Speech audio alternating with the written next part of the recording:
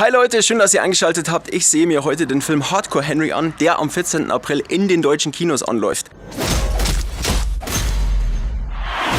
Aber bevor ich in die Vorstellung gehe, treffe ich mich noch mit dem Regisseur und Schauspieler Ilya Neishuller, um mich mit ihm über seinen Film zu unterhalten. Und euch nehme ich mit, natürlich in der Ego-Perspektive. Los geht's.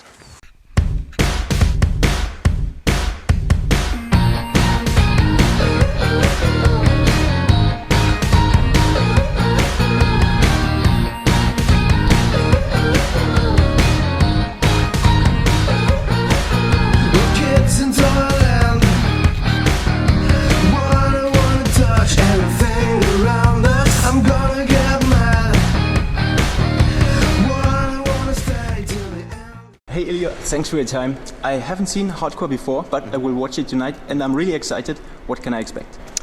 You can expect to have a good time. Yeah. Yeah, a very good time. It was made with the audience in mind, and specifically, I was always thinking I want to make a film that people will sit down and they're going to be blown away for 90 minutes, and it's going to hold their attention, they're going to laugh, and they're going to go ooh and ah, so hopefully you do all those things. Yeah, and it's all about POV, right? Yeah. How did you get the idea to use this POV style?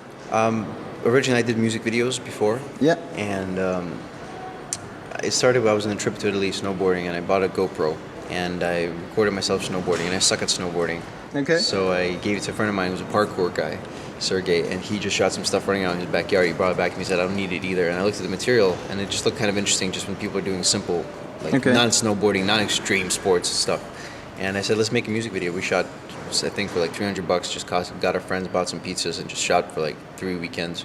And that got us a couple million views, which was great. Because at that point, I was shooting videos for my band that cost quite a bit more, and they were nice videos, but like nobody paid any attention. So the next one, I said, let's go bigger. So we got a sponsor, and we made Bad Motherfucker. And after Bad Motherfucker, I got a call the next day to do feature length in the same visual style.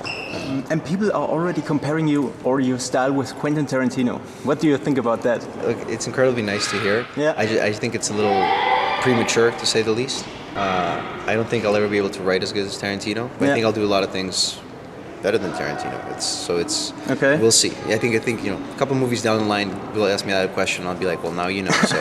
And what would you think about the idea to make a POV movie, but for VR devices? I've heard, and I repeat, I've heard. The porn industry does it already very successfully. You just heard. I've heard I just heard, yeah. I think what's going to happen is going to be, I think the future of film in VR is going to be interactive film, so that you can actually do stuff in the game, but you have filming elements. Like you'll have the actors, and you have some locations that are real. Yeah. But it's not going to be a film where, okay, shoot with a 360 and can move around, and it's not that exciting unless you're controlling it.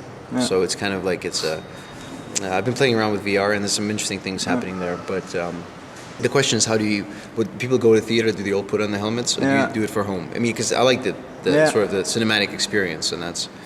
And do you like video games? Yeah, I guess. Of course. Yeah. What's your favorite first-person shooter? I don't have a favorite. I have a lot of ones that I used to play a lot. I like Left 4 Dead. I like Battlefield 2. I like Red Orchestra 2. I thought it was a great little shooter. Okay. What else? Those are probably the ones that most time spent, yeah. And are there any video game elements in hardcore? I mean, except the POV style? There's little references here and there. Okay. Some of them are sort of obvious, and some of them just happened, and afterwards I'm like, oh, I know where that came from. And there's stuff that people notice that I've never played those games. Okay. And they're like, that's from there. That's like when he falls into a dumpster, it's Assassin's Creed. I'm like, I never played Assassin's Creed. But so people see stuff, and their minds are telling them that it's from there. So, and what's next? I mean, do you want to make another POV movie, or you want to try something completely new? I don't think the next one should be POV. I just want to come back and use some conventional cinematic techniques. If this does well and people want more, then we'll look into doing hardcore too. I will bring everybody back. The crew's there. I think it could be quite exciting. Great, that's it. Do you have to say something to your fans out there? What I want to say is, you guys should go and see the film. You see the film because it's highly unique.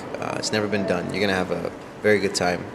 And it's a labor of love. 3 years, a lot of people working very hard, which is not a reason to go see a film, but our intentions were incredibly pure. And we wanted to make something that people will enjoy. I think we succeeded, and hopefully you get a chance to check it out. And I think if you don't, you'll watch it afterwards anyway, whether you pirate it or you buy it on Blu-ray. You'll watch it at home and you'll be like, fuck, I should have gone to the theater to see this. So, great. Yeah, that's my pitch. That's awesome. Yeah, I will do. Cool. Thank you. Ja, das war das Interview mit Ilya Neishuller und ich mache die Kameras jetzt erstmal aus, denn im Kino ist Film sowieso nicht erlaubt. Und wie der Film so war, das erzähle ich euch dann in den Kommentaren unter diesem Video. Wir sehen uns, bis dann.